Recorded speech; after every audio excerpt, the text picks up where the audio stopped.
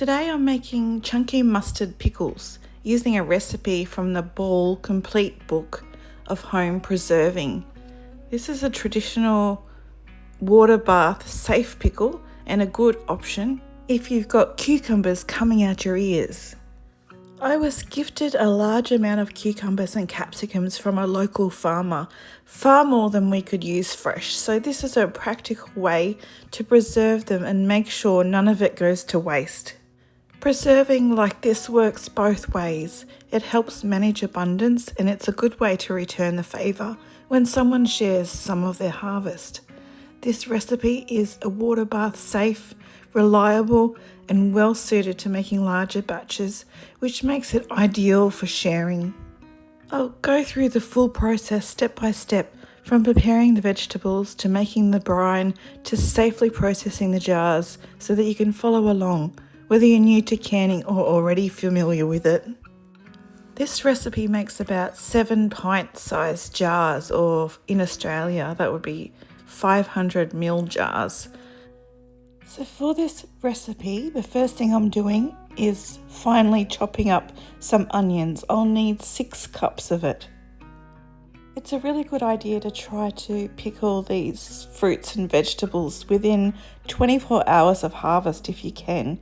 If you can't do that, it's a good idea to refrigerate the produce and use it as soon as possible. We've only got a small fridge and freezer here off grid, so it's really great to have a different way of being able to preserve our fruits and vegetables so that we've always got something on the shelf. So for the cucumbers, I'll cut them lengthwise and scoop out the seeds. If you don't mind the seeds being in there, you really don't need to do that. But I find that cutting them lengthways makes them much easier to cut up into little cubes.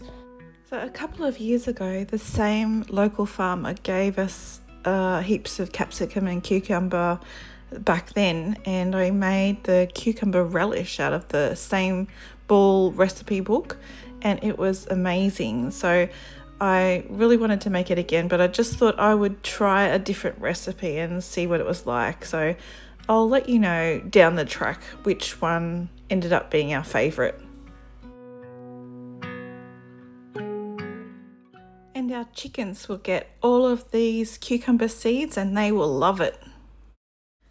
So for those of you that have been following along with us for a while, you know that I was successful in getting a scholarship for the Diploma of Sustainable Living. So I've just enrolled in my first few units, so that's pretty exciting. So I'll be studying backyard biodiversity, living with fire, engaging with sustainability and communicating sustainability. So yeah, I'm going to try and share with you some of the things that I learn in my studies. If there's anything useful and practical, I'll put it out here in our videos so that hopefully you can get something out of it as well. I'm just using this large tub, it's plastic, just temporarily to combine the cucumber and onion, and then I'll transfer them into glass and stainless steel bowls. The reason that you should use glass or stainless steel bowls for pickling is because vinegar and salt can react with other materials. The plastic can absorb flavours and it can also be transferred if there's any heat. It just isn't ideal when you're working with acidic or hot mixtures. So I probably should have mentioned at the start that I'm not really an expert in canning. I've only been doing it for a couple of years now. But if you are interested in learning more about canning, I think if you can go to watch Rachel's videos on bush edge homesteading, she's really knowledgeable and they'll help you out there. So once I've got the cucumbers and onions in a large or a couple of large non-reactive bowls, I sprinkle the vegetables evenly with pickling salt, and I'll just mix it gently to distribute it. I'll cover the bowl with this lovely tea towel that my friend bought for me, and then I'll let it stand at room temperature for 1 hour. This step draws excess moisture out of the vegetables, which improves texture and concentrates flavour, especially when making pickles you plan to store or gift. So then you're meant to just transfer it to a colander and place it over a sink and drain it thoroughly. So while it's sitting there draining, I'm going to prepare the canner, the jars and the lids. And most of the scraps of our vegetables will go to the chickens to eat. So my jars have been washed up, but I'll boil them for about 10 minutes to sterilise them, and also makes them warm for when they get the warm mixture put into them, then they won't crack. Then I took a quick break from the kitchen, went out and had a look at the garden. Our little tiny fig tree's got actual figs on it, and our sunflowers are all dying and the birds are actually pecking the seeds out. So I have to get these sunflower heads off and cut the stalks at the base there. So that I used my little scythe, I think it's called, to cut it down. So now I'm going to prepare the pickling liquid. In a large stainless steel saucepan, I'm combining the sugar. So you need 3 cups of sugar, and you need 1/4 cup of dry mustard, 1 tablespoon of ground ginger, 1 teaspoon of ground turmeric, and 1/2 cup of water, 2 cups of white vinegar. So basically I'm gradually blending in the water and stirring it all well, and then I'll add the vinegar and red pepper as well, and then I'll bring that to the boil over a medium heat, stirring frequently to dissolve the sugar and prevent lumps from forming. So after you've stirred it all well, then you want to gradually blend in the water, and then when that's all mixed in, then add the vinegar and red pepper in. So this recipe, you can actually substitute the cucumbers for zucchini if you have heaps of zucchini instead of cucumbers. So there's another variation for you.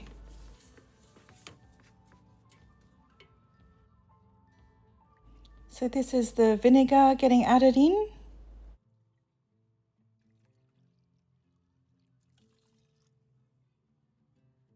So in goes the capsicum, and with the rest of the capsicum that we got gifted, I'm actually making roasted capsicum pickles, which I will share in my next video coming up.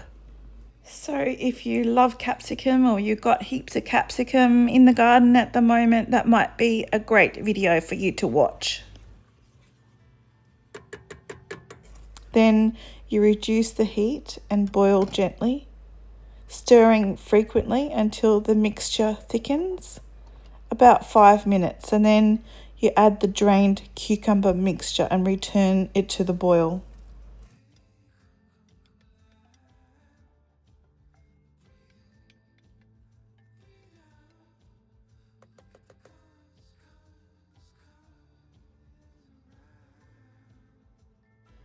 So now I'm removing all the hot sterilised jars, and I'll put them onto the table on a tea towel, and then I'll get the cucumber mixture or the pickles ready to ladle into the jars.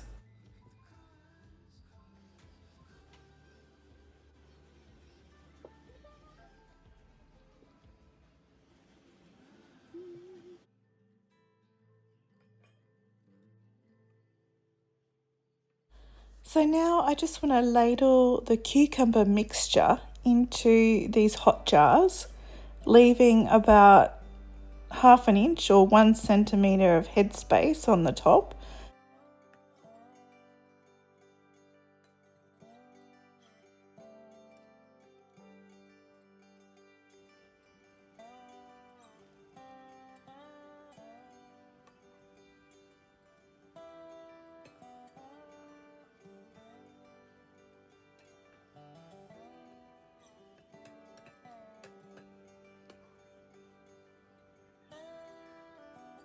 So these little canning debubbler tools can be quite handy. The green tool that I have, you can use that to get all the air bubbles out of the pickling mix inside the jars, and you can also use it to measure your headspace as well. It's got different measurements on the little steps in the bottom, so it's useful if you're new to canning. Sometimes you'll find, especially if you're using all sorts of different size jars like I do sometimes, you'll find that one of the jars is not quite full, like it might be half full or something in the end, and usually I process that one, but it is the one that we use first, so it would normally go straight into the fridge, and that one's the one that get used up first. So then I'll just wipe the rims of the jar with a clean paper towel and a little bit of vinegar on it, and then I will center the lid on the jar and then screw the band down until resistance is met, and then increase it to fingertip tight. So you really should be using new lids every time you do canning, because a reused lid might appear to seal at first but fail later during the storage. That is one of the most common causes of spoilage in home canning food. So if you've used the lid previously, then because it's already been processed, tiny imperfections in the sealing compound can allow the air to slowly enter the jar, so you won't necessarily notice until the food spoils. And canned foods are relying on an airtight environment to stay safe. So if oxygen gets in, mold, yeast and bacteria can grow. And so because of this risk, even Ball states clearly that metal lids are single use only. I know that some people do use their lids a couple of times, but I don't normally do that. So let's get them back in the canner.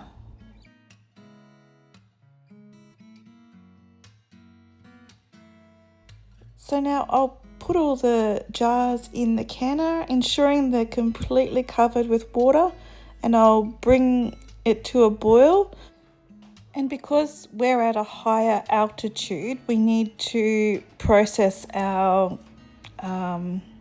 canning for an extra 5 minutes. So when the recipe says 10 minutes, then we need to do ours for 15 minutes.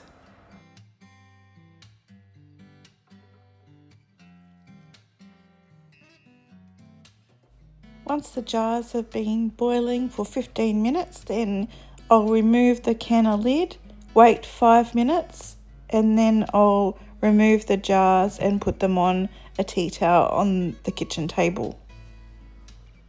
After processing, the jars need some time to cool and form a seal. Don't rush this part. Once the jars come out of the water bath, place them on a towel or a wooden board. Leave space between the jars. Do not tighten the bands. Do not press the lids. Let them sit for 12 to 24 hours. During this time, you'll often hear a soft ping as the lids seal. That sound is reassuring, but it's not the test on its own.